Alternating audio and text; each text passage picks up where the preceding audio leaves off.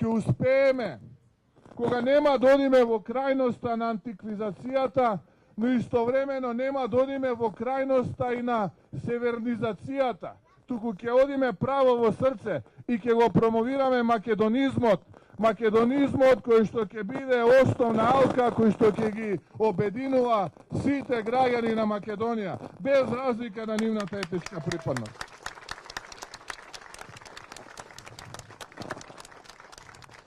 Како ќе успееме со македонизмот? Ќе успееме така што ќе вратиме правната држава.